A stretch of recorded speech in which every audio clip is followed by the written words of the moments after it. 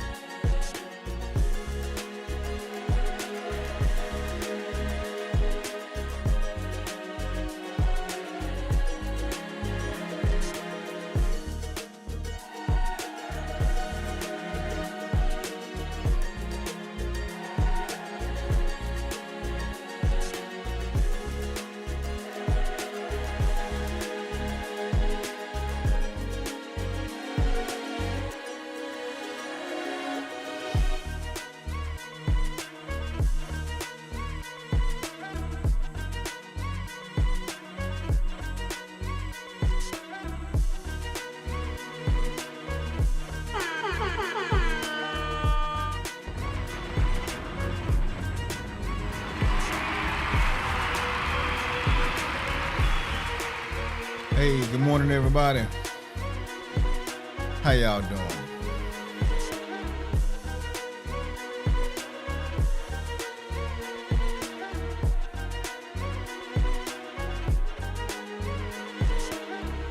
Yes, sir. Yes, sir. Back in the building one more time. Good to see all your, well, I'm about to say yes, smiling faces. I can't tell, but I'm pretty sure you're smiling because it's a beautiful day. Another day here, and we are here to see it. So, shout out to everybody that's out here on the road this morning. Be safe out there. Shout out to all those people who are just getting their morning coffee on, eating a little bit of breakfast, checking out the show. But also those getting ready to go off to have a productive day at work. Ah, man. For those of you who don't know, welcome to Morning Motivation, where we build community, expand our thoughts, and get our day started on the right foot. I am your host, Jamai, and I'm so excited that you are here. And as you're coming in the door, thank you. Hit those likes for me. Let me know that you're here. I see the comments and the chats is already going up. So shout out to you folk out there that's doing it big this morning. Really appreciate it.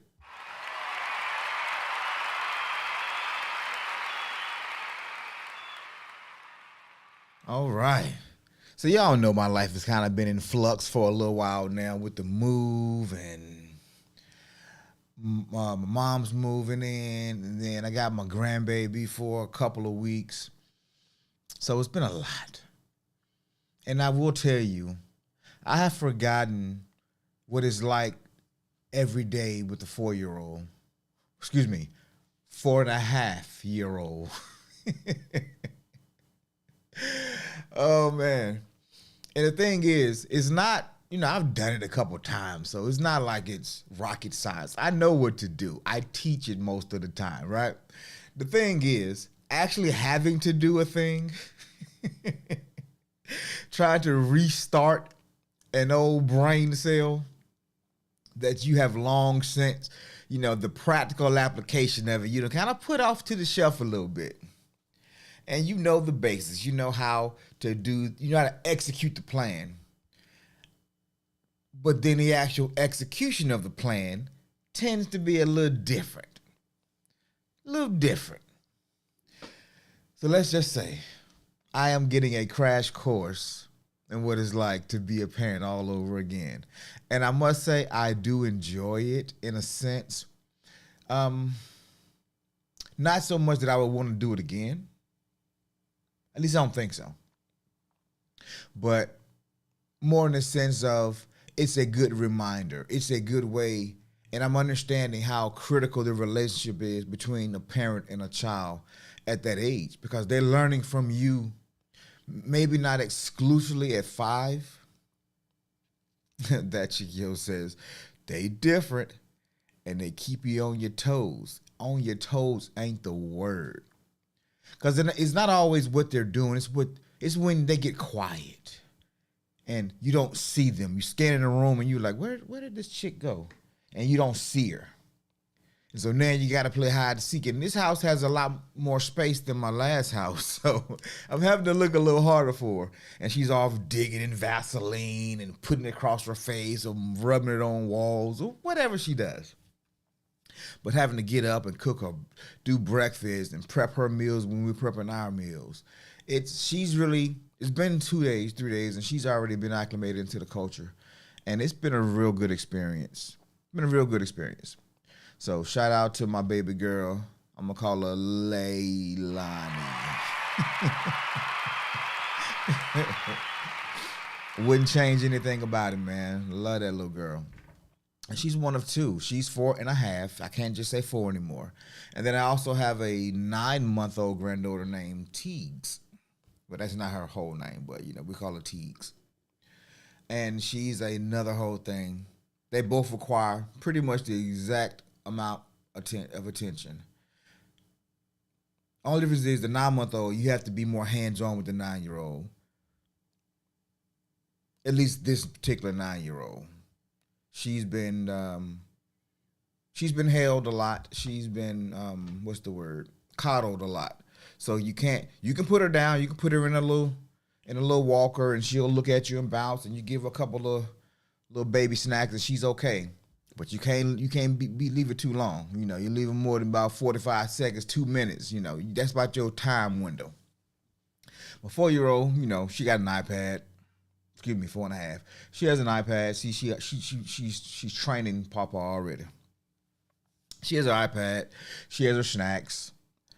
She won't really watch TV, but she will watch YouTube kids videos. So, she's not too complicated, but she's persistent and she's demanding. Persistent and demanding.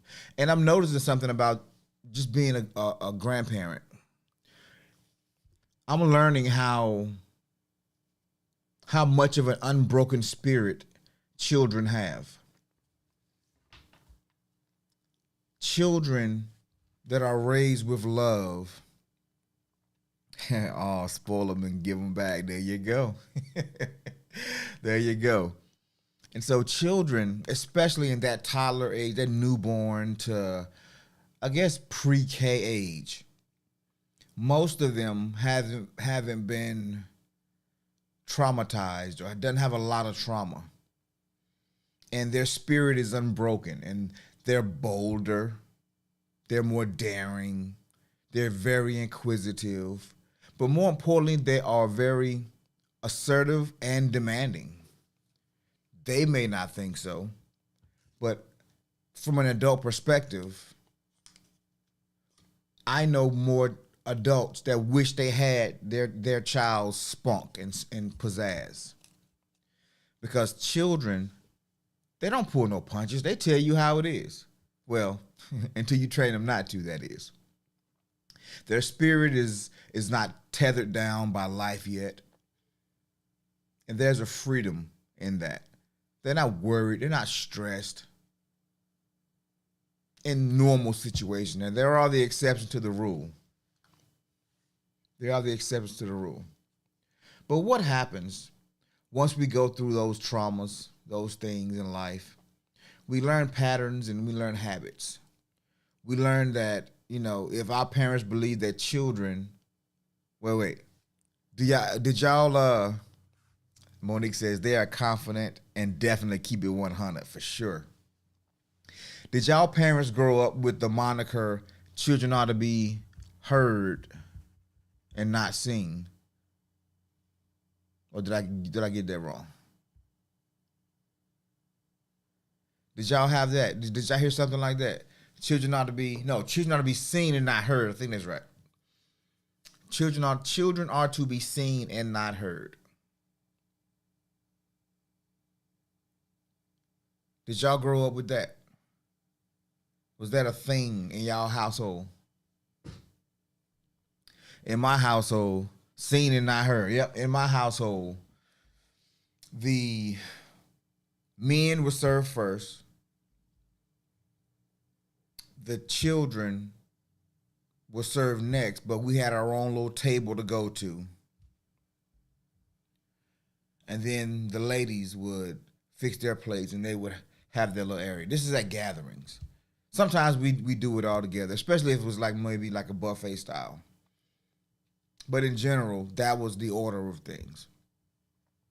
And growing up,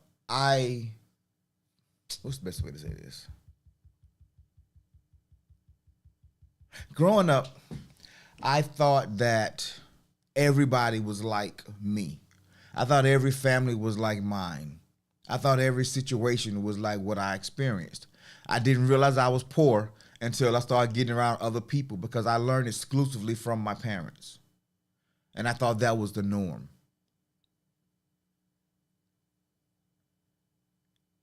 Culture matters. Culture matters a lot. And so today I want to continue on with the theme of the culture, but also about the stories that we tell ourselves.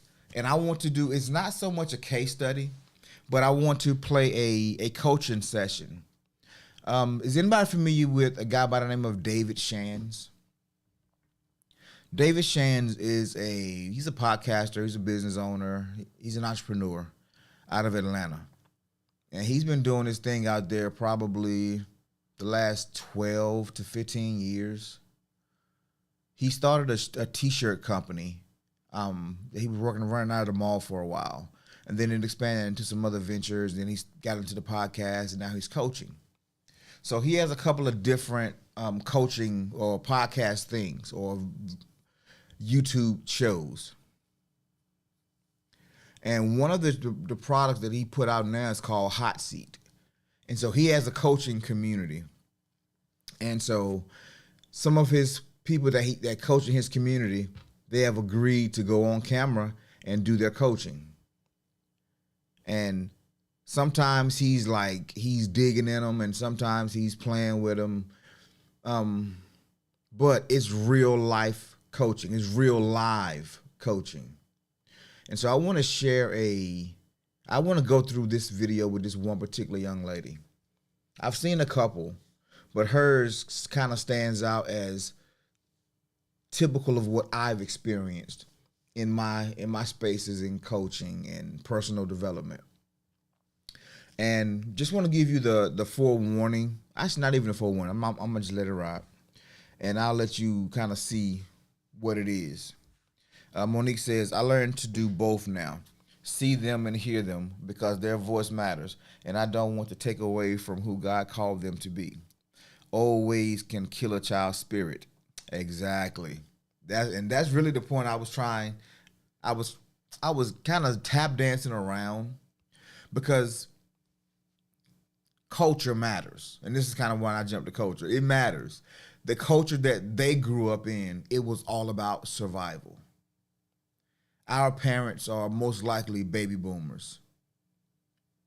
They were the children that grew up, right after World War II. Yeah. They didn't really go through the Depression, but they saw the fallout from World War II. They lived in one of the biggest economic booming times. However, it was still filled with anti-socialism people. That's when we really started going into silos. Everybody got their own little house here. Everybody got their own little job here, their own little space here. And it wasn't about the communities anymore. I believe that's when the world became more selfish during that time. And yeah, I think I'll stop right there. That's a whole nother tangent I don't even want to go down today.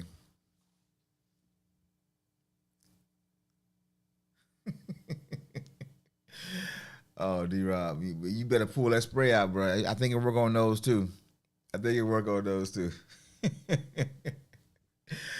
All right, so I'm going to start playing this, and we're going to go through, it's a long video, so we're not going to play it in its entirety. We're going to break it up in bits and pieces. And I do have to get out early this morning, So, but I just want to kind of set the stage a little bit for what's coming for the next, I guess, for the rest of the week. All right. Oh, man, let me see. Are you going to act right this morning? Okay, kind of acting right. Let's go with this. Let's go there. Let's just get that soloed. Yep. All right. Cool. All right. So you see the title. She blames her failures on a city. And this is not the particular young lady in question. All right. Success is on the other side. Hello. Hello. How are you? I'm well. How you doing? I am incredible. Thanks for asking. Welcome to the hot seat. What are you expecting to happen today? What am I expecting from this conversation? So I would love, by the end of the conversation, I would love to scale my business and also... You're not going to scale your business by the end of this conversation. Okay. Well, have an idea on how to scale my business. Okay. We're talking. I don't want to make any promises. Okay. Well, we'll see how this conversation goes. Good. And also, I want to be able to... Let me figure out how to say this. Transition from being a 9-to-5 worker into a full-time entrepreneur. Okay. All right. I think we can assist with that. And you watched the hot seat before, right? I do. What are your thoughts on just the show in general? It's a very intelligent concept. Pick people's brains, see why they're in business, and see if the strongest survive. All right. Well, let's get to it. So what's your name? Micaiah Flanders. Micaiah Flanders. Where are you from? I'm originally from Miami, Florida, but I've been here in Atlanta for the last 10 years, so Southside. Okay. Yep, okay. Southside. You like Atlanta? Yeah. Yeah. No, not really? Nah, I'm not a fan of Atlanta. I'm honestly looking to transition to another market, but I'm here for now, so I appreciate what I have and making work what I have. What don't you like about Atlanta, or what are you escaping from for what? You know what I mean? Like why are you leaving Atlanta to go somewhere else? What are you looking for? I feel like Atlanta is oversaturated. I've extended my welcome here. I feel like I'm just ready for a new environment. I've been there, done that when it comes to Atlanta. So when you say Atlanta is oversaturated, what do you mean? All right, so I just want to chime in real here. Boom, I did beat myself. All right, I just want to chime in real quick with this interview. This is a young lady. She's a part of one of his coaching groups, and she wants to be a real estate agent, but she's also working a 9-to-5, and she's unhappy with her job. I think we can all relate to being in a space and not being like fully satisfied with what we're doing. So we're looking for either the side hustle, we want to make a little extra money, and we go through a point where we stop having success. You know, we might have initial success early on, but then we get to that rocky space. Am I the only one who got to that rocky space and couldn't figure out why I wasn't having success? Have you guys kind of been in a similar situation? Before I even continue with this this video, because I want to, and I guess I'm prefacing it because it's live coaching, and live coaching in itself can be harsh, because somebody is hired or paid or expected to be honest with you, but it's not about. Some people don't want to feel like they're being criticized for what they're not doing. Now, this young lady, I give her props because she's handling all the questions. He's coming at her. He's challenging her, which is what a coach is supposed to do. So I just want to set the stage for that. Some people might be triggered, you know, for obvious reasons. Some people don't like to see a man talking to a woman that the way you're about to see. And it's not even rough, but some people just... they sensitive, so I just want to put that little disclaimer out there. She's asking for this coaching, and by the end of the video, she gets what she needs, and she's happy. Oversaturated, just in all fields, all areas. Just What does that mean to you? Because it sounds like you're just using something that you heard someone say. No, I honestly just thought about it. What does why do you say Atlanta's oversaturated? I believe Atlanta is oversaturated because it's a lot of people here doing a lot of the same things, gatekeeping, and you would think Atlanta is like an area where everyone is united, but it's more of like a pick and choose type of thing, who they want to unite with. So it's oversaturated. It's just a lot of people doing the same thing. Give me your experience on why you say that. That there's gatekeeping and people pick and choose. Well, before I was doing what I do now, I was in management as a manager for a model agency. Mm-hmm. Can you imagine how many model agencies is here in Atlanta? Yeah, I would imagine. Oversaturated. That's just one of the examples in my experiences. Well, is it oversaturated or you just didn't? Stop it. Valid point. We've all been in places and we've all seen what the landscape looks like. So she's making a really valid point here when she's talking about she was working in a modeling agency. And in Atlanta, do you know how many modeling agencies are in Atlanta? Oh, yeah. So I think she's making a very, very valid point, especially in Atlanta. Yes, definitely everywhere, but especially in Atlanta. But just watch his response to her. Examples in my experiences. Well, is it oversaturated or you just didn't get chosen? You just weren't as good as the ones that got chosen. I wouldn't say I wasn't as good because... Of course you wouldn't.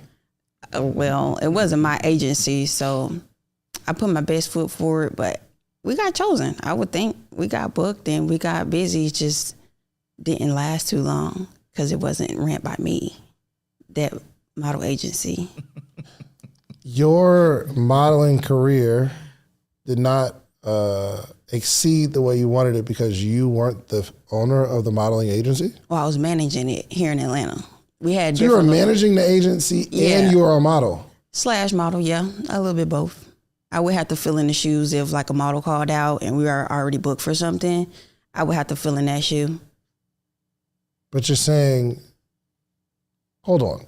Your basic premise was that you aren't succeeding as a model because it's oversaturated, but you were just managing or working for the agency and you weren't a model on the agency, you were just filling in when you needed help, I was a model / management. So I was one of the models starting off the business to build other girls to come in. Once we got enough girls I think y'all get the point of where he's going with this piece. And this is just the introduction. She is not happy with Atlanta because it's a lot of competition. And his question to her was, is it that it's oversaturated or is just you didn't get chose? And she came out with a couple little things that she did, but we got so much more video to get to, so I'm kind of going to skip past that. But I'll make sure you guys can see all the information. If you want to go back and watch it, throughout the day, you can. But she was dancing around her part in it, and then she even said that because it wasn't ran by me, it could have been better if I was running it. But she was managing it though, right? I mean, y'all heard what I heard. She was managing.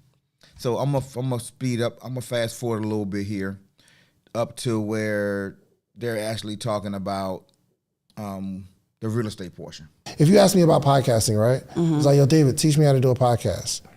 Depending on the scenario, I will help you. Oh, that's okay. If I'm at the grocery store and we're in line and you're behind entrepreneurial endeavor that you want help with.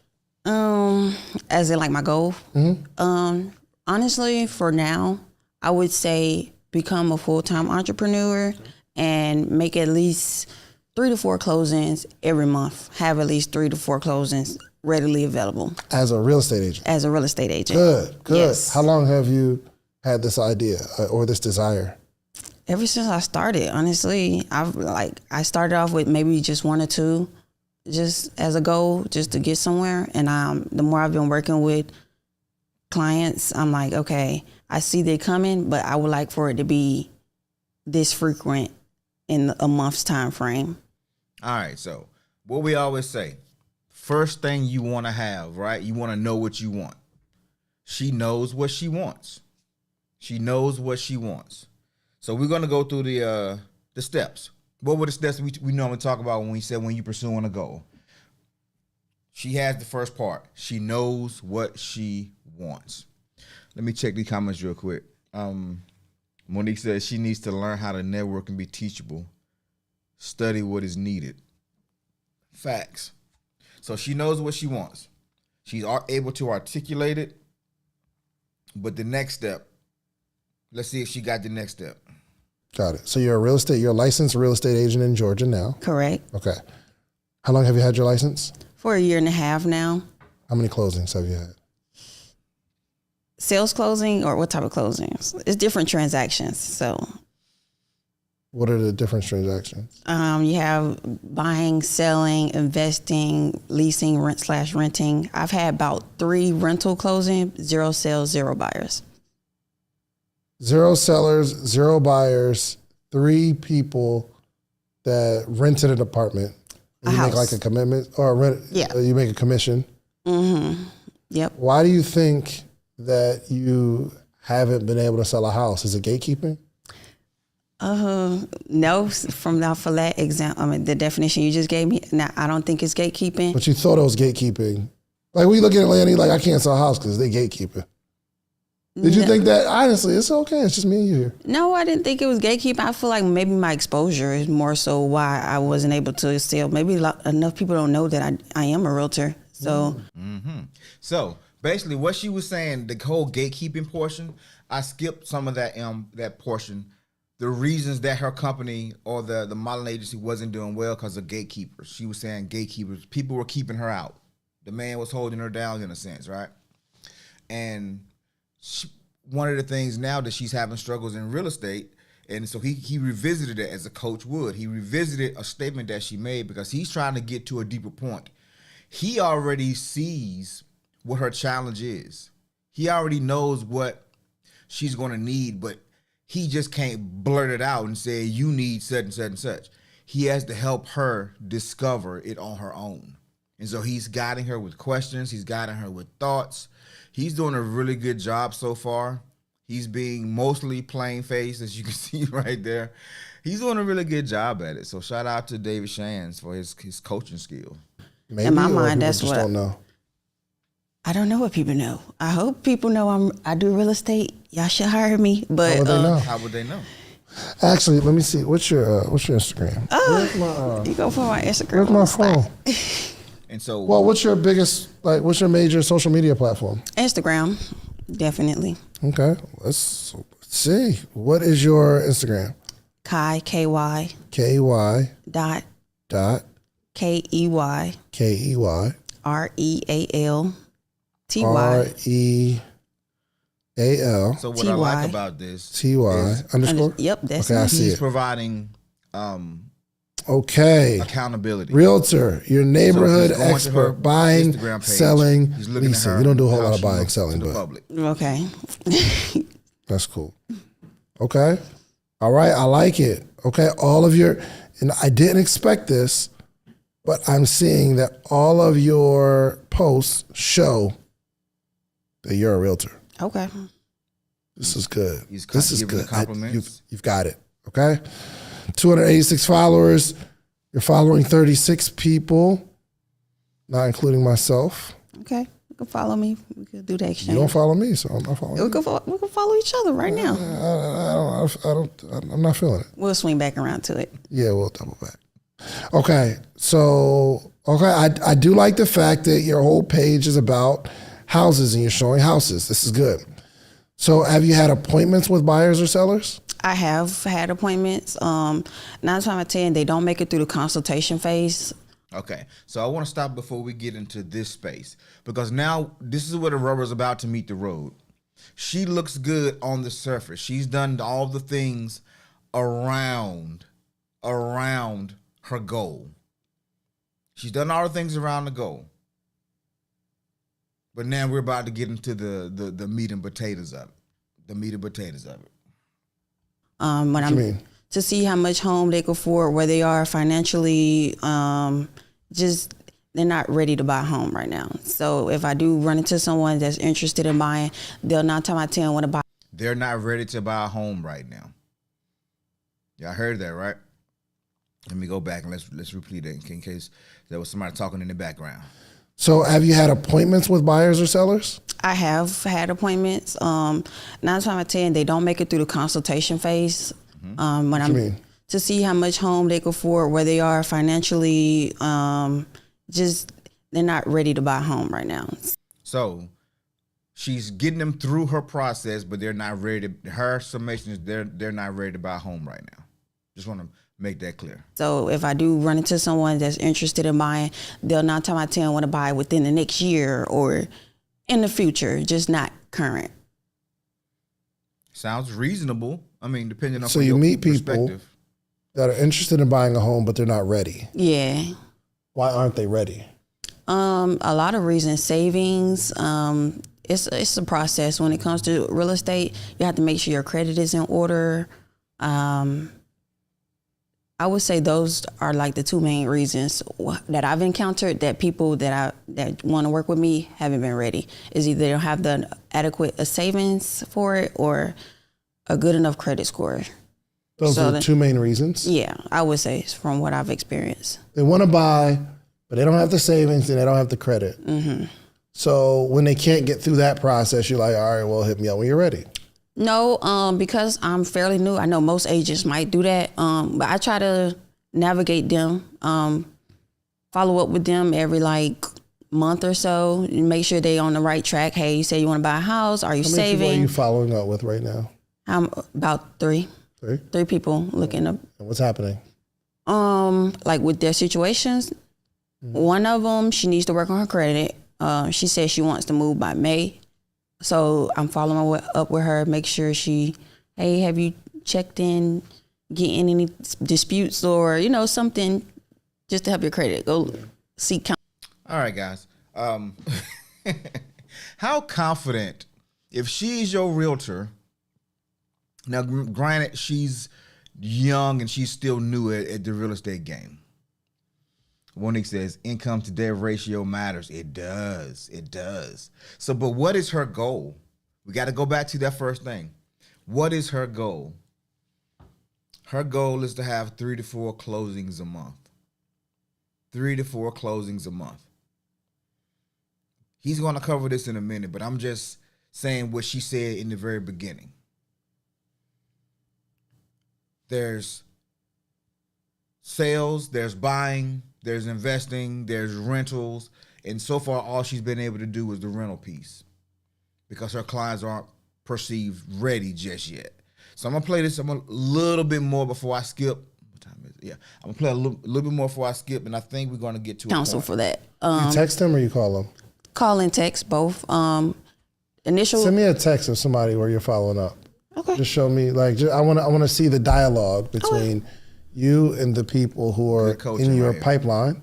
No worries. I just want to see how you're communicating with them. Yep. About their coaching right here. Home buying journey or process. So this is another part of the accountability piece. He's actually about to go through some text messages that she's communicating back and forth with a couple of people. I'm going to skip. I'm going to let it play for a few, but maybe another 30 seconds before I skip to another point that I really want to highlight. But this is good coaching. When you're talking to people in real life and they tell you that they want to make changes and they coming to you for help and advice, you got to hold them accountable. It's part of it. People don't grow when they're comfortable. It's only when they're uncomfortable do they actually grow. When pressure is applied, people will have to make a decision. But as long as there is no pressure being applied, wait a minute, stop the presses. Is that Blackskin I see? Stop the presses. What's good, Blackskin? Hey, good to see you again, girl. But yeah, so holding people accountable is something, it's not the most comfortable thing. I'm going to just be straight up with you. It is not the most comfortable thing. But if you really care about this person and they truly want to grow, You have to, the method that he's taking, he's not being pushy. He's not being over aggressive. He's just asking for facts and he's questioning everything and giving her a chance to explain it. Because before she can actually get to the conclusion that she needs to get to, she has to go through a process. And most people don't think about the process in the proper format of success. He's had a certain level of success, so he knows how to ask certain questions to get an answer. So, all right, let's continue on. Okay. You got some people in mind, right? Yeah, I'm working with about 3 people right now, so just following up with them. These 3 people that you met, or you were friends with them already? 2 of them are referrals. So my homegirl referred them to me. Yeah. And my last client referred the other one. Boom. I'm gonna stop it right there. 3 clients, all referrals. That's what you want as a business owner, right? You want people referring clients. But I'm gonna tell you something. Y'all remember when I told y'all I was in this network marketing business? And the first thing they ask you to do is make a list of your family and friends and talk to them first. Why? Because they're the easiest ones to talk to. But generally what happens, when you go talk to family and friends, they are not as gung-ho as you are. They're not as gung-ho. Monique says, I need to learn the communication part a little better. It's a process. It is a process, boys. It seriously is a process. And most times when people go to their friends and family, they walk away disappointed. Why? Because you have no confidence in what you're doing yet. You're trying to sell them something that they don't even understand and you don't quite understand it. So now you're bringing people in to explain it to them and they're skeptical from the rip. And if you're there and you don't really want to be there, this is where most people fall out. They flake out, they get exposed because they don't know what they want. Their wants aren't big enough. The pressure is being applied and they start to fold. And they shrink and they go back to whatever they were doing. But for the people who do get through this phase, the people who do get through this period of angst, facts, learn that while selling Cutco knives. Oh yeah, I still have a Cutco knife I bought, and that's really good knives. I bought like 10 years ago now from a little cousin. He was going off to college and he was selling Cutco knives. So yeah, I know exactly what you're talking about. Yeah, man. But it's an experience. This is why knowing what you want is so important. Because it's going to be challenging. And her only 3 clients all came from referral. From a business standpoint, that's not good. But I think I'm stopping it right there. Yeah. Let's continue on to the next space.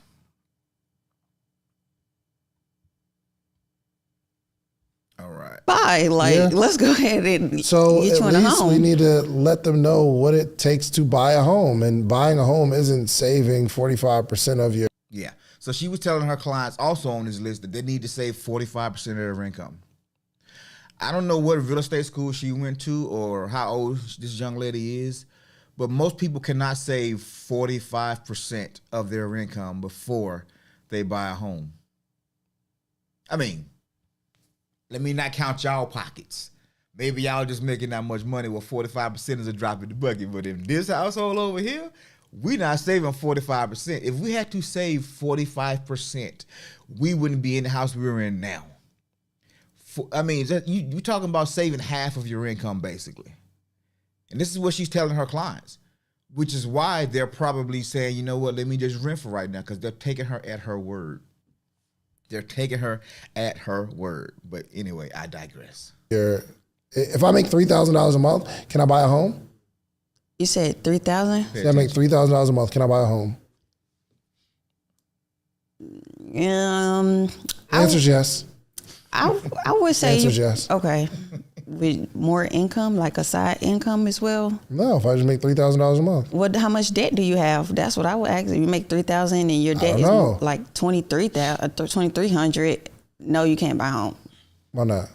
because your debt to income is too high. So you would have to, if you make $3,000, you would have to probably spend maybe, it was like 36% of $3,000. 36% of $3,000, probably about 11. Yeah, so you probably have to spend at least 11 monthly and have the rest saved in order to buy a home. I don't understand what you're saying. Okay, let me breathe. Okay, So he's challenging her assumptions, right? She's new and she's learning. This is part of the thing. And I see Blaska said nope for her. So most people, when you say, now I take that back. If you are younger and you're 27 and you're making $3,000 a month and somebody says, can you buy a house? Well, the thing is, if you can rent a place making $3,000 a month, guess what? You can also buy something at $3,000 a month.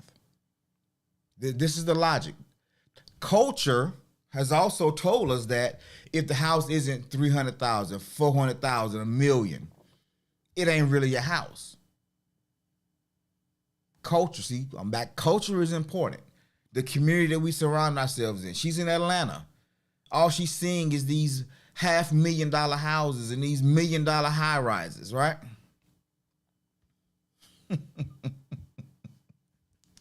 So culture matters. All right, let's continue. My bad. when getting a mortgage, I would say, unless you have cash, when getting a mortgage, lenders do look at certain criterias. So your debt to income is one of those factors that they look at. And typically lenders, they do want you to have at least 36% or no more than 36% when it comes to debt to income. Okay. If you're making $3,000 a month and your debt is $2,300, you would not be able to buy a home. You will not be able to afford a home. So you can't afford a home if you make $3,000 a month. That's what you're telling me. It depends on how your debt look. Yep, okay, let's say exactly. I don't have any debt. Can I? Keep watching, D-Rock. Then with that, maybe your credit might be a little fumbly, you know? This is crazy because, like, it seems like you're extremely pessimistic. Yeah, so that's where I was going with it, right? She gave that if they made $3,000 a month, then they're not gonna be able to make it work. Then once he debunked the $1,000 one, she said, well, maybe their credit, if they make it $3,000, their credit probably out of whack. He just like, man, okay, I gotta do. See how he looking for God right now. God help your child. God help your child. Okay. D-Rob said, I'll never buy a house at this point. So also think about this. She's in Atlanta. $3,000 in Atlanta don't go as far as $3,000 in North Carolina does or in Texas does. $3,000 in Texas go a little further. $3,000 in North Carolina will go a little further.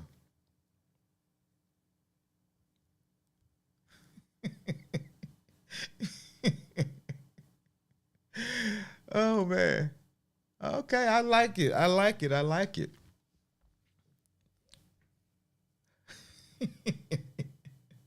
Yep, she not giving them a chance. But what's her goal? She wants to have 3 or 4 closings a month. How many people will she be able to go through before she shuts it down and go do something else?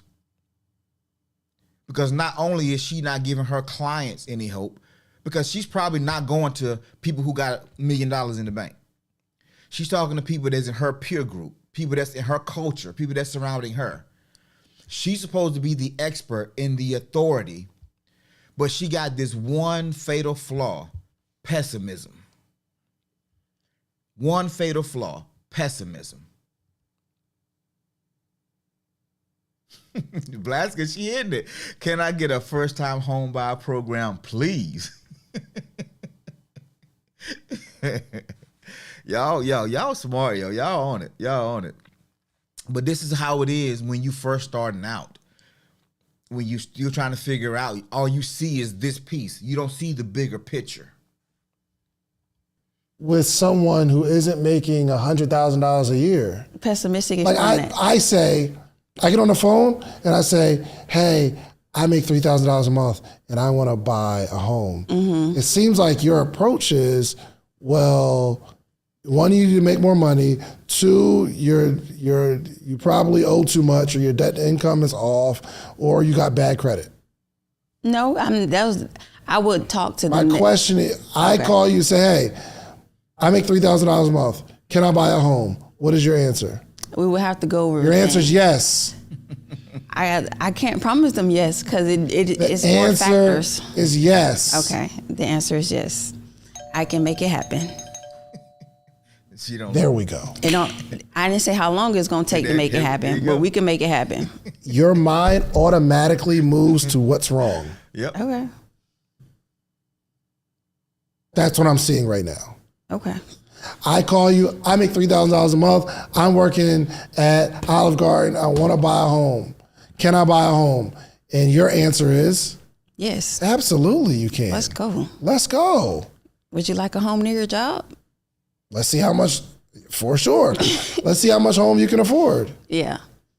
This is my first conversation with the people because you have not given these people a target. Okay. Yep. You're giving them percentages and all that kind of stuff, and their mind is, what the heck?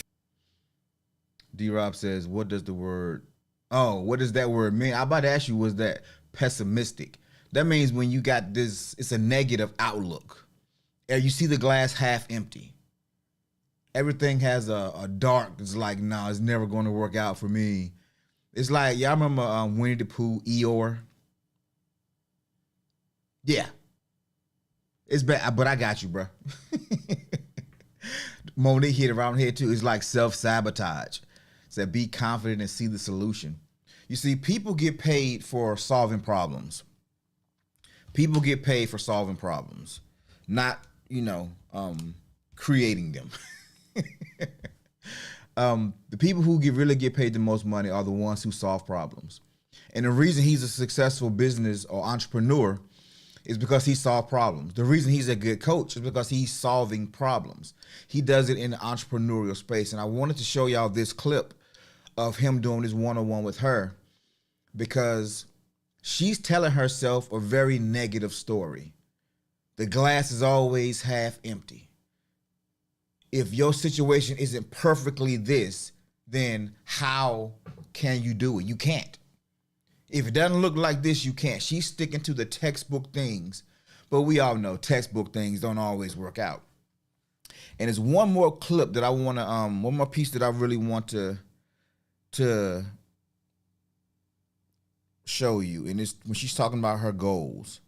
And he's gonna now focus on her. Instead of what she's doing, he's focusing on her now. To your clients, and it's going to help you sell more real estate. You ready? Okay. By the end of the year, in the next 10 months or so, how many closings do you want to have every single month? Like a consistent X amount of closings. How many? Give me a number. 4. See, he's revisiting 4 closings every single month. That's the goal. Yes. How do we get to 4 closings a month? See, now got a plan. Okay. Networking, putting myself out there, more people knowing that I am a realtor, talking to more people, signing more contracts with people, all of those baby steps. Yeah. Okay. And tell me about the 3 people that you have in the pipeline right now. All referrals. All referrals. Yes. Which tells me something.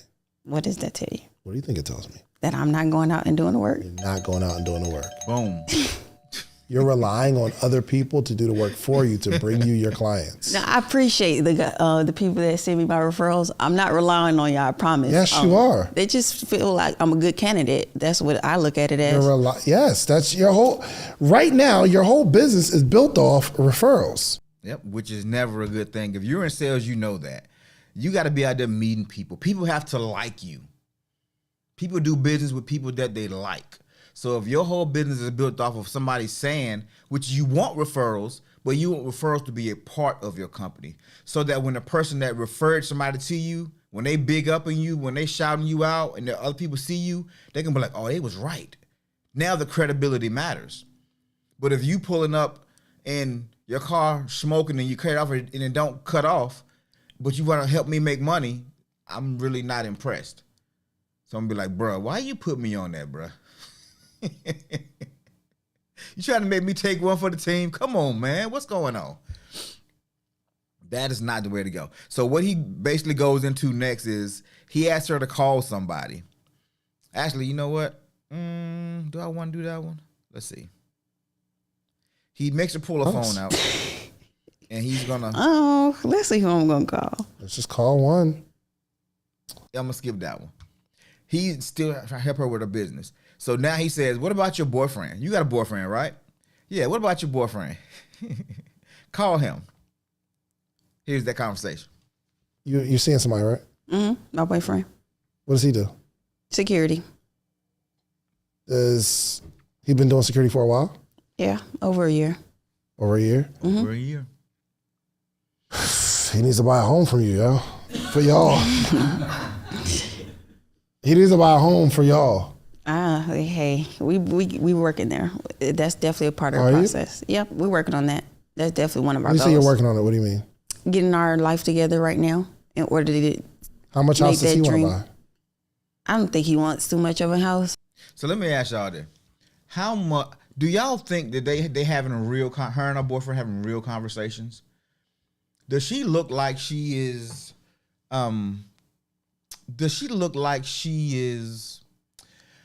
having real discussions with her boyfriend about what they want? Are they dreaming? Are they dream building together? Do you think that's really happening? Put a one in the chat if you confident that that's actually going on in their dynamic. That chick yo say nope. Not at all. But she's trying to sell it for the coach. She's trying to sell it for the coach. And because he's a good coach, he's calling her on it. Now, I give her props. I give her mad respect because she not flaking. She not folding. She not letting the conversation get her in her feelings. She's standing 10 toes down and she's doing what she has to do to be successful. I believe this young lady will be successful one day because she's doing the necessary steps right now. Blaskin says she got too much hesitation just from calling them, right? All right, here go that phone call. Then we're gonna wrap it up.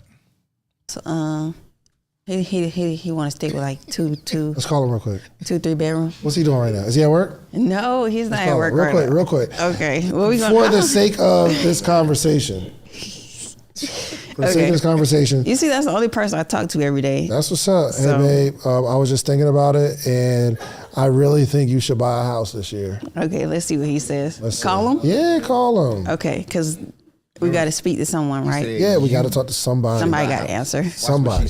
Don't let me down. Put it on speaker. Oh. Hello? Bae. Put it on top of here. Okay. We're buying a house this year, okay? We are buying a house this year. See how she tried to soften the blow? How much house? Oh. How much house you looking to buy? How much house would you like to buy? What you mean? How much house would you feel is a good amount, like for a starter home? Bedroom, bathroom, like square footage. How much house? No, about a 2-bedroom. It's something small, right? Yeah. Okay. How much money? And how much money are you willing to spend? How much money are you willing to spend on that? For a first house? Yeah. Like, what's your max? Like, what you don't want to go over the amount?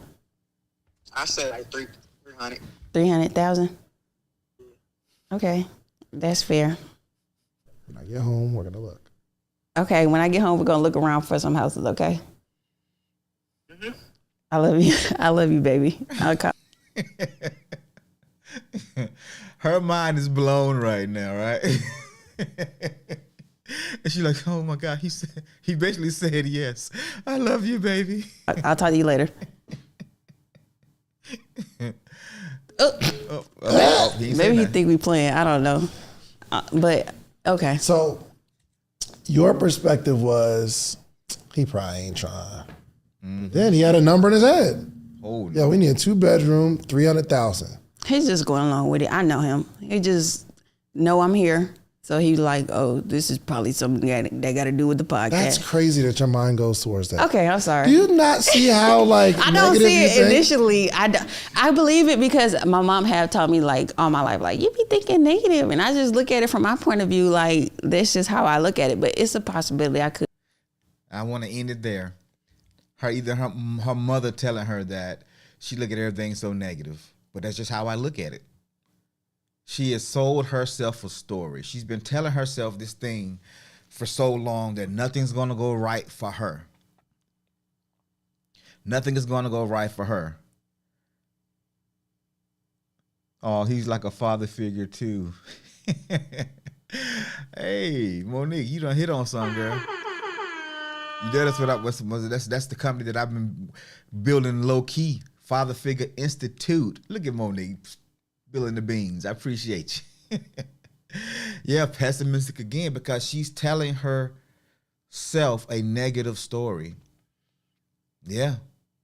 But how many of us have our stories? It may not be about business.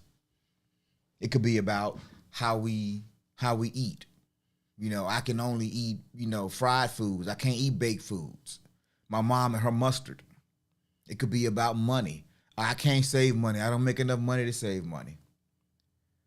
We all telling ourselves a negative story.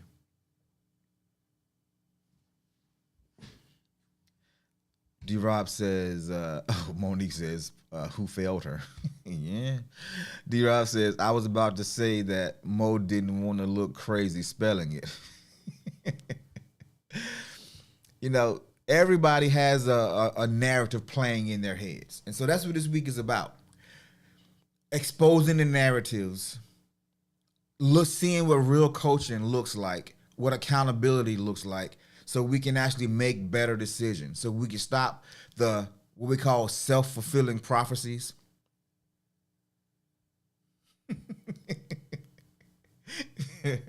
D-Rob got him a new word, boy. Pessimistic. Why are you so pessimistic, girl? What that mean? Come on, girl. You don't know what that mean? I used to do it too, D-Boy. I used to do it too. Let me get a new word. We call them 50 cent words down here in North Carolina. Got them 50 cent words. But that's the thing, man. We all have a negative story of some sort that we tell ourselves. And so this week, we're going to look at it from different perspectives. This perspective was business. This young lady, she doesn't like doing the 9-to-5 grind. She has dreams of being a real estate agent. She knows the book. She got her certification. She knows how many closings she won a month. But he goes to ask her and says, how much money does that equate to? She said, about $40,000 a month. He said, that's not realistic for you. She said, yes, it is. He said, well, how is that realistic for you? But you want me to sell you hope, but you ain't selling hope to your clients. You work with me because I sell you hope. You work for me because I show you a plan, because I hold you accountable for doing it. Do the same thing with your clients is what he's trying to tell her. Okay, their credit might be jacked up. They might only make $3,000 a month. Guess what? Here's a path to how we can get that done. Show them the steps to get their dream accomplished. And she gets like, oh, I didn't think about it that way. No, because all you seeing is dollar signs. You know what you want, but you hadn't divined a step to get it, contingencies. You know you need people. Everybody, especially in your sphere of influence, may not be where they're going to be in 15, 10 years from now. So you got to help them get there. And guess what? Now you become their realtor for life. You're not only going to sell them this first starter home, but you're going to sell them their next big home. And you're going to sell them their retirement home. You see, knowing what you want and creating the steps is what you want. But the first thing you really got to stop doing is telling yourself the negative story. This is why affirmations are important. Because you are amazing. You are beautiful. You are the head, not the tail. Affirmations matter. How you see yourself, it matters. It truly does matter. So whatever situation you may find yourself in right now, just know that it won't always be that way. D-Rob said she was getting a house. He said, okay. Checkmate. Exactly. She living with this guy and she don't even know that he actually has a number in his head for what he would want to spend on a house. Because she hadn't done her due diligence at home. Because of the negative story that she keeps telling herself, that she's selling herself. She's selling herself a dream of defeat. That's not the way you want to go about life. You don't want to live life on those terms. And she's doing it in the worst way, the most egregious way. She's lying to herself, but she's trying to help other people. That can't be your norm. That can't be how we operate, how we move. So, good show. Good little breakdown of watching an actual coach. David Shands is a really amazing coach. I just found him maybe 5-6 months ago through my brother-in-law. And I've kind of went down a rabbit hole of his content. And it's called Social Proof, by the way. Matter of fact, we about to get about it here, but what I'm gonna do is I'm gonna put this back on the screen just so you can actually see what. Let me move me out of the way. So you can see his channel. And it is the Social Proof Podcast. David Shands. That's his co-host, Donnie Wiggins. So check him out. Like, comment, subscribe here as well as there. Let David know you appreciate what he does. And that note, I'm actually running late now, so I got to get up out of here. So as Health Talk would say, y'all go ahead and make this day the best day you can, no matter what. All right, man. Y'all be blessed. We'll see you tomorrow. And yeah, that's it. Peace.